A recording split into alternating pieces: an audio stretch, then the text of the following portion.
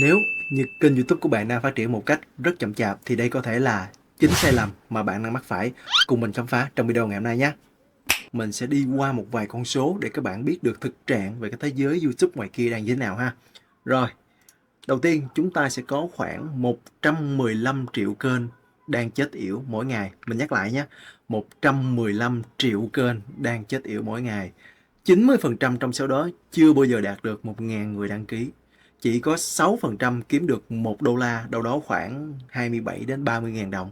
Thì chỉ bằng một bát phở ở Việt Nam mình thôi. Ok ha. Và chỉ có 0,05% những cái kênh ngoài kia đạt được 1 triệu người đăng ký. Và nếu như bạn bắt đầu một kênh YouTube ở thời điểm hiện tại thì bạn chỉ có tỷ lệ là 1/1000 để đạt được 1 triệu người đăng ký. Wow, những con số biết nói ha. Thì có thể là bạn sẽ nghĩ những con số này là rất là khó và bạn gần như sẽ không có cơ hội nào và để mà chiến thắng được, để mà phát triển được trên YouTube này kia. Và bạn nghĩ rằng là những cái người ngoài kia họ có thể có những cái điều gì đó đặc biệt mà bạn không có. Thì thật ra cái này nó chỉ đúng một phần thôi. Tại vì á, mỗi người trong chúng ta đều mong muốn tìm kiếm cho mình một cái công thức thành công, mình gọi là winning recipe, công thức thành công á. Nhưng mà thực tế không có công thức thành công nào tuyệt đối hoàn toàn trên YouTube nha các bạn. Thì để mình lý giải tại sao mà mình lại nói điều này ra ha. Thì các bạn nhìn thấy nè, khi mà chúng ta có một cái công thức, bạn kiếm đâu đó, bạn có học trên mạng, học trên YouTube, học trên Facebook, TikTok, hoặc là bạn đăng ký tham gia những khóa học, bạn có một cái công thức của ông thầy đó chỉ bạn đi ha. Bạn học được rất nhiều thứ từ trong đó, bạn ghi chép, bạn biết cách làm và phương pháp edit, quay dựng này kia đủ thứ hết. Và bạn áp dụng vào trong cái video mới nhất của bạn và bạn cảm thấy là nó có hiệu quả thật. Bạn có lượt share, bạn có lượt like, lượt share, comment, mọi thứ nó đều lên so với lúc trước khi mà bạn chưa có công thức này. Ok, bạn thấy lúc này là ngon rồi đó. Thì thậm chí là bạn có thể kiếm được tiền từ cái công thức đó luôn. Bạn làm được rất nhiều video mà bạn kiếm được tiền từ cái công thức đó. Và bạn cảm thấy là sao YouTube nó dễ quá. Mình chỉ cần áp dụng đúng những cái công thức mình học thì có thể ra kết quả giống như mình mong muốn. Thì lúc này bạn đang thất bại tập 1 nha. Mình nhấn mạnh luôn, khẳng định luôn, thất bại tập 1. Lý do tại sao lát mình sẽ nói trước khi mà mình đi tới cái cùng ha. Thì bạn thấy dễ quá, bạn cứ áp dụng hàng loạt, bạn cứ bấm quay video, bạn cứ edit, bạn cứ biên tập, bạn cứ upload liên tục lên trên cái kênh YouTube của bạn. Và tới một thời điểm nào đó bạn sẽ nhận ra là cái kênh của mình là tự nhiên sao nó kiếm ít tiền đi nè. Tới thời điểm này tự nhiên sao nó kiếm ít tiền đi. Và cái lượt xem, lượt like, share, lượt tương tác nó cũng giảm xuống. Tại vì các bạn biết sao không? Khi mà chúng ta áp dụng một công thức cho hàng loạt những video như vậy thì cái tính sáng tạo và cái giá trị mang lại cho người xem gần như là nó không có tính đổi mới. Là tại vì bạn áp dụng một công thức cho tất cả các video thì làm sao mà có cái tính sáng tạo, có tính đổi mới ở đây được. Thì điều đó nó gửi một cái tín hiệu không tốt đến thuật toán YouTube, và hiển nhiên khi mà không tốt thì nó sẽ không có đề xuất video bạn, và lượt xem, lượt share, lượt like này kia nó giảm xuống và tiền bạn cũng sẽ không kiếm được. Đó, đơn giản thế thôi. Và lúc này bạn sẽ rơi vào tình trạng là bạn bị bí ý tưởng, bị bí idea, và thậm chí là bạn không thể nào tiếp tục mà suy nghĩ ra một cái phương pháp, một giải pháp nào hết. Thì bạn lại quay về công thức ban đầu. Và lúc này bạn lại áp dụng cái dòng này từng hoài tiếp, và bạn thất bại tập 2. Khúc này là thất bại toàn tập luôn, tại vì áp dụng đúng công thức mới đầu ra kết quả đúng, nhưng mà áp dụng hàng loạt cái nó ra sai kết quả. Vậy thì suy ra là cái công thức này không thể áp dụng được cho tất cả các video. Và bạn nghĩ rằng là ok, có thể mình sai công thức rồi, mình phải đi học tiếp thôi. Và nếu bạn càng học thì mình khẳng định với bạn luôn ha, sẽ không bao giờ bạn có được công thức hoàn chỉnh. Tại vì cái điều khác biệt giữa 99% cái kênh không bao giờ phát triển và 1% những kênh rất phát triển là không phải công thức, mà nằm ở cái tư duy chiến thắng, mindset, winning mindset. Thì ở đây mình phân tích một xíu về cái tên của nó ha. Mindset là tư duy chứ không phải là trí tuệ. Thì nhiều bạn sẽ hiểu là mindset là người nào thông minh thì mới có cái tư duy mà chiến thắng này, người nào học giỏi mới có tư duy chiến thắng này, người nào mà có bằng cấp này kia xịn sò thì mới có tư duy chiến thắng này. Không phải các bạn. Trí tuệ và tư duy là hai cái hoàn toàn khác nhau. Tư duy chính là một cái lối suy nghĩ, một cái lối hành động mà cho chúng ta được một cái quy trình chỉnh chu, một cái cách làm chỉnh chu, mà từ đó làm chúng ta nổi bật lên, làm chúng ta khác biệt lên. Nhưng cái khác biệt đó phải đem lại cái giá trị cho người xem, ở đây là người xem trên YouTube, để mà chúng ta phát triển được thương hiệu cá nhân. Đó, đơn giản như vậy thôi. Cái tư duy chiến thắng ở trên YouTube chỉ đơn giản là như vậy. Bạn hiểu được cái tinh thần này thì khi mà bạn bắt đầu làm việc nó sẽ dễ hơn rất nhiều ha, chứ không phải là dựa trên trình độ bằng cấp hay là thông minh hay là không minh gì ha. Ok, rồi khi bạn đã hiểu được tư duy chiến thắng là gì thì bây giờ chúng ta sẽ đi vào cái mục đầu tiên là chúng ta cần phải đặt đúng kỳ vọng. Set the right expectation. Thì có nghĩa là các bạn phải hiểu rằng là khi chúng ta làm YouTube, chúng ta làm nội dung trên mạng xã hội, thì chúng ta phải coi cái việc làm nội dung trên mạng xã hội, làm nội dung trên YouTube này giống như một cái nghề. Nó tương tự như nghề ca sĩ, nghề kỹ sư, nông dân, rồi giáo viên hoặc là cameraman, nó tương tự những nghề ngoài kia. Thì điều này có nghĩa là chúng ta cần phải có một cái quá trình học tập để phát triển. Có nghĩa là bạn phải có một con đường bạn đi từ điểm 1 nè, điểm 1, điểm 2, điểm 3, điểm 4, điểm 5 rồi bạn mới về tới đích, bạn mới phát triển được ha. Chứ không thể nào mà có được một cái lối tắt mà mở cái cửa ra cái là bay cái thành công liền, không có nha các bạn. Cho nên các bạn phải đặt đúng cái kỳ vọng là chỗ này là mình phải cần có một thời gian để mình phát triển, chứ không phải tự nhiên có cái cửa nào bấm nút cái nó hiện ra cái mình nhảy qua cái mình phát triển được liền. Cho nên cái kỳ vọng chỗ này của bạn là phải đúng trước nha. Nếu mà bạn kỳ vọng là sẽ có một cái lối tắt để thành công thì mình xin khẳng định luôn là không có ha. Ok, đầu tiên không bao giờ có lối tắt để đi đến thành công trên YouTube bạn nha. Tiếp tục thì khi mà bạn đã biết được cái việc mà không có lối tắt để đi đến thành công trên YouTube rồi, bạn sẽ cần suy nghĩ cách nào để chúng ta làm được, tạo ra được cái giá trị cho người xem, để chúng ta có thể xây dựng được cái tệp khán giả của riêng mình và phát triển cái kênh lên. Thì ở đây chỉ có hai phương pháp cốt lõi thôi. Một là bạn phải có những cái ý tưởng cực kỳ sáng tạo mà chỉ có mình bạn có, chỉ có mình bạn có cái ý tưởng này. Thì mỗi khi người ta nghĩ bị một cái gì đó, người ta cần một cái gì đó mới mẻ, người ta sẽ luôn luôn nghĩ đến bạn để tìm ý tưởng. Và cái thứ hai, bạn là người đưa ra những cái giải pháp, những cái phương pháp mà xử lý được những vấn đề rất cụ thể, mà mỗi khi người ta gặp, người ta sẽ luôn nghĩ đến bạn. Đó, chỉ có hai cái thôi.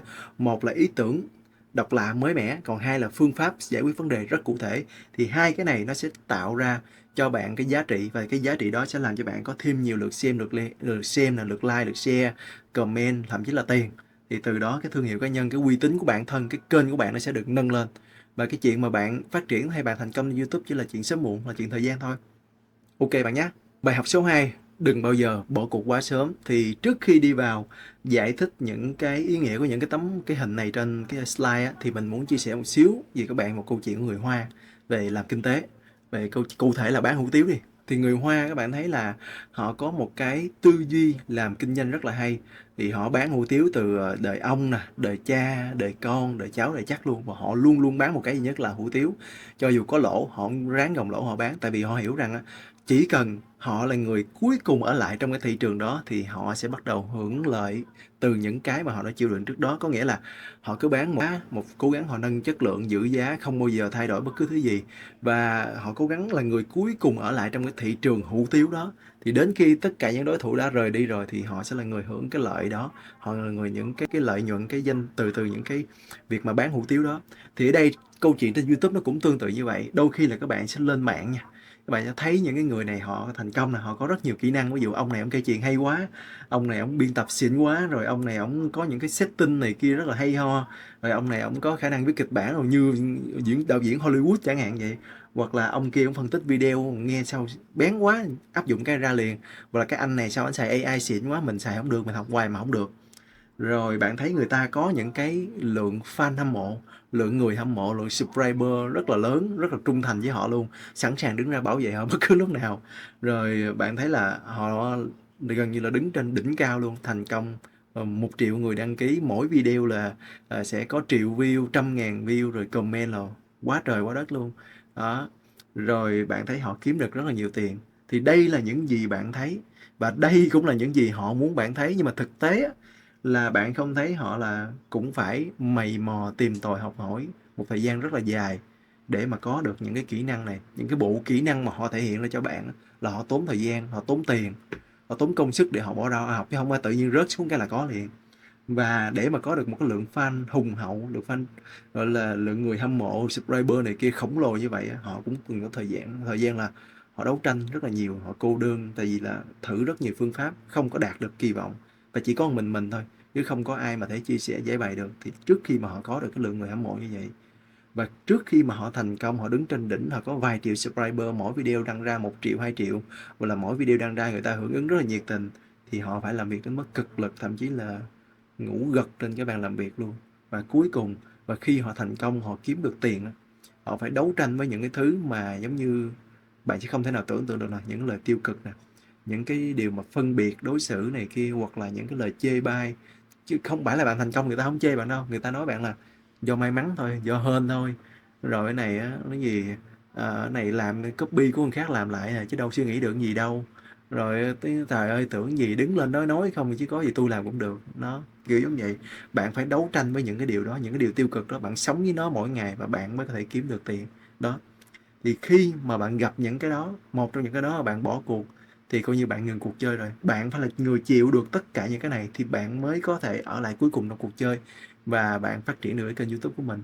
Thì ở YouTube sao thì ngoài đời cũng y hệt như vậy đó. Thì ở đây mình chỉ nói câu chuyện YouTube thôi, mình không nói lan man ngoài đời, nhưng mà bạn phải hiểu để mà đạt được những thành công này bạn phải là người cuối cùng ở lại trong cuộc chơi đó. Và ở đây nếu mà bạn bỏ cuộc quá sớm, bạn mới đăng một cái hai video bạn thấy nản quá, bạn bỏ thì không bao giờ kênh bạn phát triển được. Từ video 100 trở đi bạn mới thấy được sự phát triển. Nhớ nha, bạn phải đăng ít nhất 100 cái video, thì một video 01, 102 trở đi bạn mới thấy cái sự phát triển. Còn nếu bạn chỉ đăng 1-2 video thì thua.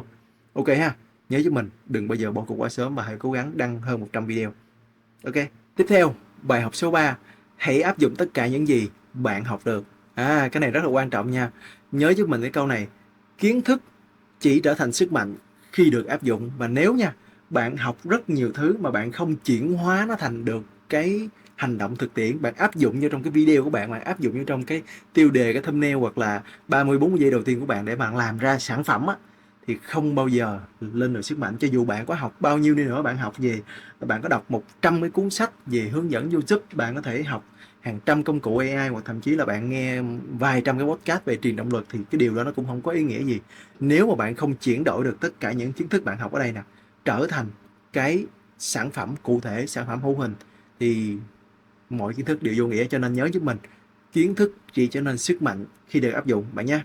Và có một cái mẹo mà mình hay sử dụng để mà đảm bảo là những kiến thức mình học sẽ luôn luôn có giá trị, đó là mình sẽ cố gắng rút ra được một thứ sau khi mà mình làm một cái video. Ví dụ video A mình làm không thành công đi, thì mình sẽ cố gắng rút ra một cái điều từ video A và mình thử lại trên video B.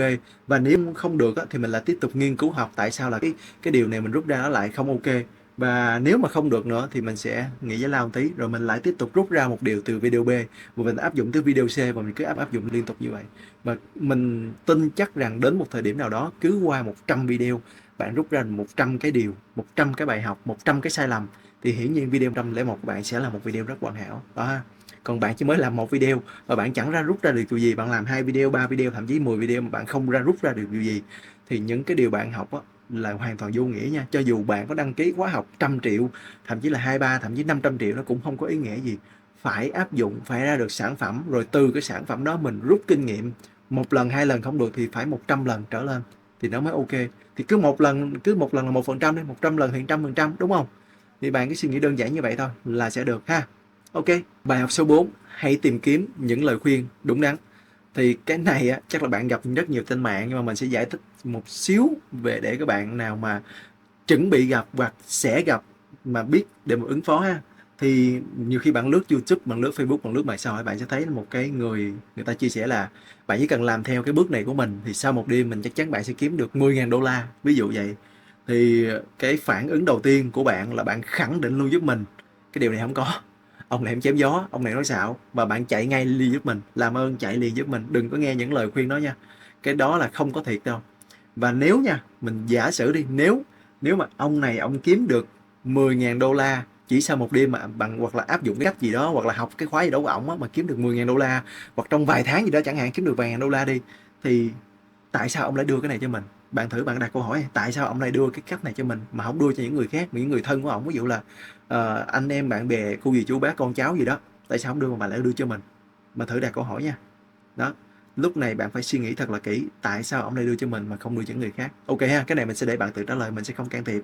Và tiếp theo nè, khi mà thực sự đi, nếu mà có người nào đó quý bạn đi, người ta sẵn sàng cho tiền bạn, cho vật chất, cho cái này cái kia, nhưng mà khi bạn hỏi người ta cái bí quyết, cái bí kíp gì đó để mà làm cho người ta thành công được như ngày hôm nay, mình khẳng định với bạn không ai sẽ cho các bạn. Ở đây bạn thấy cái hình cái con người quen nó cầm cái top secret và nó có vẻ là rất là giận dữ, nghĩa là những cái điều thầm kín, những điều bí mật đó. Ví dụ đi, bạn hỏi một cái ông chủ mà may đồ, hỏi ô ông ơi, ông lấy nguồn vải giá rẻ đâu, ông chia sẻ cho tôi được không? Ai cho, đúng không các bạn? Hoặc là bạn hỏi một cái ông mà chuyên cung cấp nông sản cho thành phố rồi, ồ ông ơi, ông chỉ tôi là cách làm sao mà có được cái nguồn nông sản mà gần thành phố mà nó xịn với ông được không? làm gì có chuyện đó, đúng không các bạn? Người ta cất công đi tìm, người ta này kia, làm gì người ta chia sẻ với bạn. Hoặc là bạn vô, bạn hỏi một ông chủ công ty giày da đây, nói ông ơi, ông tôi thấy công nghệ giày da của ông xịn quá, làm sao ông chia sẻ tôi công nghệ này mà để giúp cho ông mà sản xuất được hàng loạt đôi giày mà trong thời gian ngắn như vậy mà giá nó còn rẻ nữa chứ.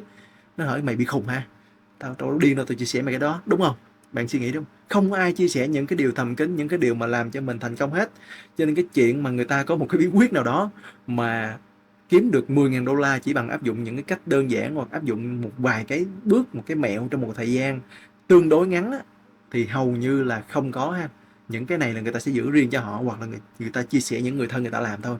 Cho nên ở đây nó sẽ có hai kịch bản chủ yếu xảy ra. Một, nếu mà ổng bán cho bạn, hoặc là ổng cho bạn cái này với một cái gì đó nó thật sự đi, nó là kiếm được rất nhiều tiền như vậy đi, thì bạn nghĩ cái giá sẽ là bao nhiêu?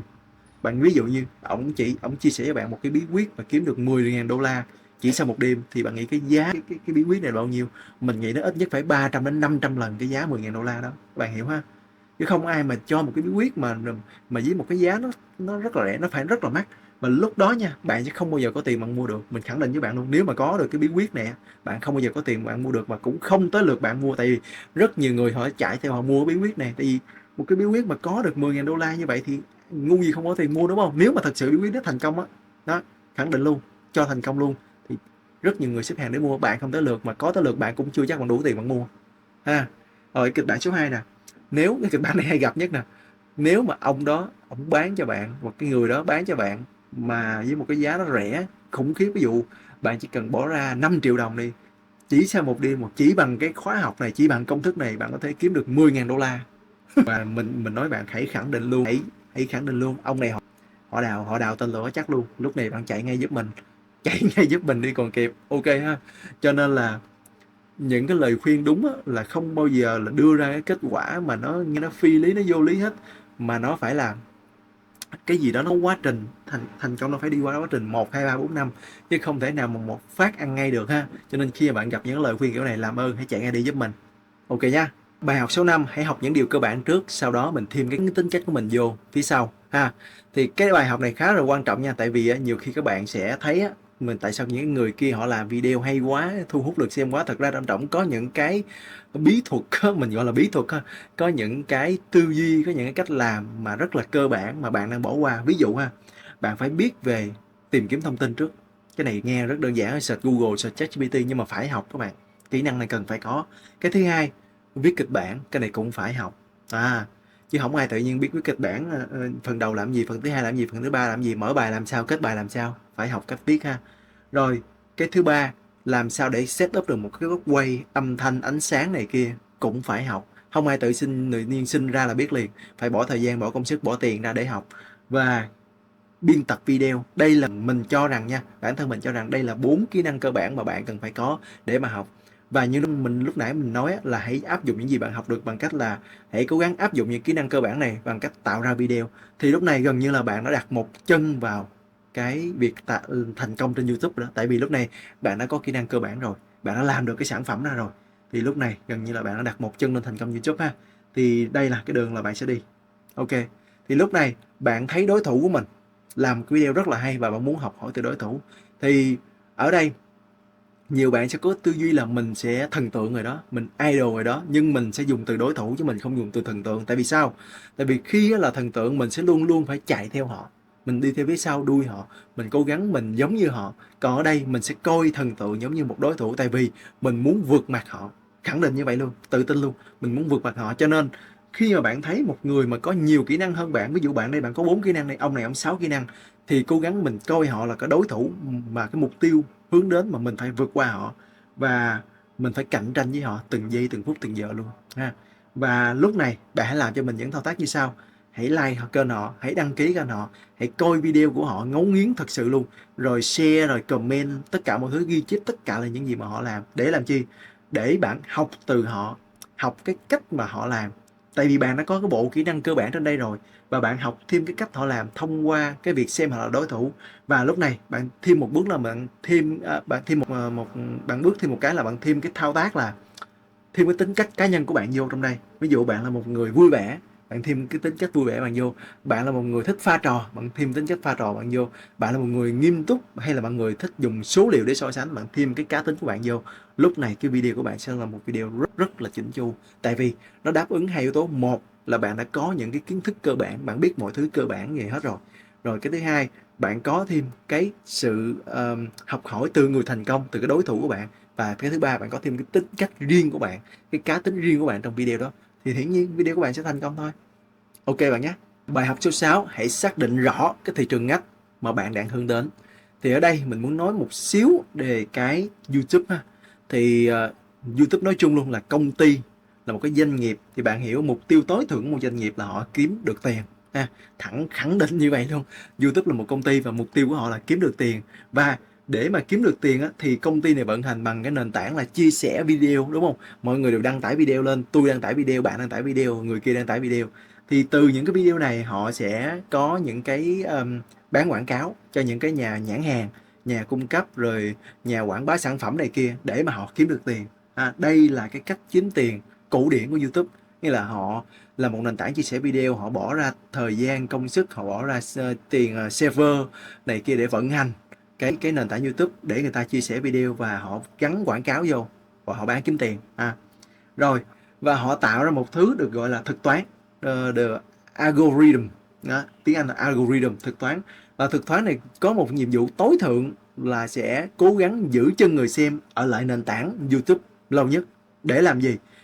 Để phục vụ mục đích là tăng cái tỷ lệ chuyển đổi lên. Chuyển đổi là chuyển đổi gì các bạn? Chuyển đổi từ cái lượt xem sang cái lượt mua, sang cái lượt click. Lượt mua là mua từ những cái mà đơn hàng được gắn trong những cái link đó, gọi là YouTube Affiliate á, bây giờ đã có rồi để cạnh tranh với TikTok ha. Và cái thứ hai là thời gian cái lượt click là click vô cái quảng cáo, vô đang coi hiện lên quảng cáo, người ta thấy ngon quá click vô đó, tăng cái tỷ lệ chuyển đổi này lên. Và khi tăng cái tỷ lệ chuyển đổi này lên thì nhiều gian hàng họ thấy là khi mà đưa thằng YouTube này quảng cáo là họ bán được nhiều hàng hơn, cái thương hiệu họ mở rộng hơn, và họ tiếp tục đầu tư vào thêm YouTube, và rất nhiều nhãn hàng lại đến YouTube và YouTube lại kiếm được tiền. Đây bạn thấy cái nhánh này, YouTube sẽ đi từ đây lên đây, kiếm được tiền ha. Đó là hai cái con đường kiếm tiền mà hiện tại YouTube đang sử dụng để mà áp dụng trên nền tảng của họ. Rất cổ điển ha, hầu như ai cũng biết cái này. Nhưng với mức độ là một người là sáng tạo nội dung, bạn cần phải làm gì? Thì mình nói về người xem trước đi ha. Người xem á, thì bạn muốn xem gì là quyền của bạn, tại vì bạn bỏ tiền ra, bạn mua premium, bạn bỏ tiền, bạn bỏ thời gian ra bạn coi, thì bạn muốn coi chủ đề thì cũng được, bạn muốn coi đua xe cũng được, bạn muốn coi biểu diễn thời trang cũng được, bạn muốn coi ảo thuật cũng được, bạn muốn coi review cũng được, đó là quyền của bạn ha. YouTube không có cấm người xem làm gì hết, muốn coi gì cũng được. Nhưng đối với cương vị là một người sáng tạo nội dung, bạn phải chỉ sáng tạo nội dung cho một cái ngách, một cái chủ đề duy nhất. Nếu mà cái gì bạn cũng sáng tạo hết thì rất khó để mà cái nội dung của bạn được đẩy đến đúng đối tượng người xem. Tại vì YouTube cần bạn sáng tạo một cái nội dung ngách duy nhất để làm chi? Để phát triển được cái tệp người xem, cái tệp người xem của riêng cái ngách đó. Và mục đích là để mà họ hiển thị được cái quảng cáo đến đúng nhóm đối tượng này. Ví dụ đi, bạn là một người làm về chủ đề công nghệ, làm về máy ảnh chẳng hạn, thì bạn thích review máy ảnh, thì hiển nhiên khi mà quảng cáo hiển thị trên cái kênh của bạn là chỉ quảng cáo hiển thị gì? Thiết bị máy ảnh hoặc là liên quan tới phụ kiện máy ảnh thôi đó. Hoặc là khi một cái ông nào đó ổng review sản phẩm là quần áo xịn, thì tất nhiên hiển thị quần áo, quảng cáo là phải hiển thị quần áo để thì mới tăng cái tỷ lệ chuyển đổi người mua đó, thì YouTube mới thêm được tiền chứ, đúng không? Đó, thì tiếp tục nè, thì lúc này thì sẽ có hai cái nhánh lại sẽ tách ra. Dù cái ông này ổng làm nội dung nhưng mà ổng không muốn là theo kiểu là phát triển tiệp nữa, mà ổng sẽ làm nội dung khi mà đủ điều kiện thì ổng sẽ chuyển qua làm affiliate, làm tiếp thị liên kết. Thì bây giờ rất nhiều bạn họ phát triển cái kênh YouTube Short rồi họ gắn cái link Shopee vô để họ phát triển, rồi họ giúp cho nền tảng thu hút được xem và lại kiếm được tiền theo cái đường này ha. Rồi nhưng mà có một vài bạn lại là quay ra, khi mà họ làm một thời gian họ thấy là làm cái affiliate này không ok, họ lại quay lại cái việc là xây dựng cái tệp khán giả riêng cho mình, và lại để giúp cho YouTube gắn được cái quảng cáo đúng đối tượng và kiếm được tiền. Hoặc là cái nhóm đối tượng thứ ba là thì mình sẽ đi theo con đường này nè, YouTube xong mình xây một cái ngách của kênh mình. Ví dụ kênh ngách của kênh mình là nói về cách xây kênh YouTube luôn, và mình sẽ tìm đối tượng của mình là những cái bạn mà mới học xây kênh hoặc mong muốn tìm hiểu sâu hơn về xây kênh, và mình tạo ra cái thương hiệu cá nhân và mình kiếm tiền từ đó. kiếm tiền từ đó. Ví dụ là Google AdSense, rồi sau này mình có thể tạo ra những cái khóa học trên YouTube để các bạn đăng ký ở đó, hoặc là các bạn đăng ký làm thành viên của YouTube để mình kiếm tiền ha. Thì con đường này chính là con đường mình đang chọn, màu đỏ này nè, màu đỏ này các bạn thấy. Và con đường này chính là con đường lâu nhất để mà kiếm tiền trên YouTube. Nhưng mà cái lợi của nó là bạn sẽ được cái thương hiệu cá nhân, và bạn sẽ có cái của riêng mình. Còn những con đường còn lại, hai con đường còn lại á, là tập trung với YouTube có quảng cáo nè, để tập trung kiếm tiền như qua những cái kênh affiliate, những kênh tiếp thị liên kết, thì hầu như là bạn sẽ không có xây được thương hiệu cá nhân nhiều, chỉ tập trung vào bán hàng là chính thôi ha.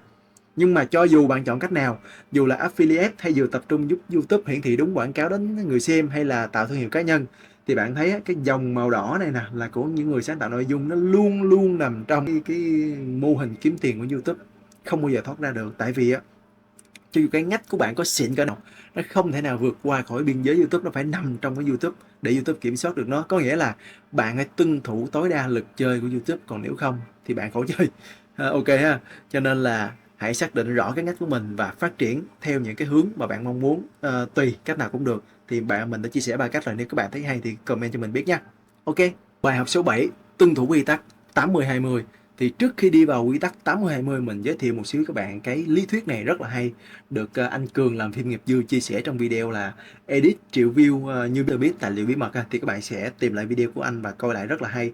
Nhưng mà trong đây có một cái phần mà mình đang áp dụng chính xác theo cho video của mình luôn. Thì cái bố cục của video của bạn nên được chia làm 4 phần, có nghĩa là 60 giây đầu tiên nè, 1/2 của nửa đầu, 1/2 của nửa sau và nửa cuối còn lại video. Thì theo MrBeast thì khi cái phần 60 giây đầu tiên này sẽ là cái phần quan trọng nhất, và 1/2 của nửa đầu này chính là cái phần mà tạo cái điểm nhấn cho khán giả để mà người ta tiếp tục coi 1/2 nửa sau. Và khi mình nửa cuối video còn lại, người ta sẽ xem theo quán tính, người ta sẽ tua không có gì nữa. Cho nên là cái phần quan trọng nhất của mình là phần 60 giây để mà tạo cái hook, tạo một cái gì đó để mình kéo người xem lại coi với mình ha. Nhưng mà nếu mà các bạn áp dụng đúng cái công thức này thì các bạn sẽ fail. Tại vì biết sao không? Thời điểm ban đầu không ai cho các bạn 60 giây để mà tạo ấn tượng với họ đâu. Bạn chỉ có đâu đó khoảng 30 giây thôi. Cho nên cái quy tắc 80-20 được sinh ra, có nghĩa là 20% giá trị, 20% nỗ lực của bạn sẽ tạo ra 80% giá trị, và 20% này sẽ tập trung vào 4 cái ngách, bốn cái nội dung. Một là cái chủ đề ngách của bạn, 2 là cái tiêu đề của bạn, 3 là cái hình đại diện thương nhỏ, 4 là 30 giây đầu tiên ha. 4 cái này thôi, 30 giây thôi nha, không phải 60 giây. Và 80% còn lại bạn nhận được sẽ là những lượt xem, lượt like, lượt share, tương tích, comment. Tại vì bạn đã giúp cho người xem, giúp cho YouTube hiểu rằng cái video của bạn có giá trị và người xem bấm vào. Tại vì cái tiêu đề bạn hay, tại vì cái thumbnail bạn bắt mắt, và người ta coi hết 30 giây đầu tiên, tại vì bạn có một cái mở đầu, một cái intro rất là ấn tượng đó. Chỉ cần nhiêu đó là đủ, 20% thôi. Bạn làm được 20% này thì 30% còn lại sẽ trả cho bạn lượt view, lượt xem, comment này kia ha. Nhớ 20% giá trị, 20% nỗ lực sẽ tạo ra 80% giá trị bạn nhé. Bài học số 8, duy trì sự nhất quán. Thì ở đây những cái kỹ năng bạn học trên YouTube bạn là học về tìm kiếm thông tin nè, học viết kịch bản nè, rồi bạn học setup camera, rồi bạn học nói chuyện, bạn học kể chuyện này kia, rồi bạn học biên tập video. Nếu bạn không luyện tập hàng ngày, bạn không đưa ra sản phẩm, ví dụ bạn học xong một kỹ năng biên tập nào đó, ví dụ cất đi, bạn học chuyển cảnh, cất cảnh đi, thì bạn phải cho ra được cái sản phẩm của chuyển cảnh, cất cảnh, thì lúc đó bạn mới trau dồi kỹ năng được.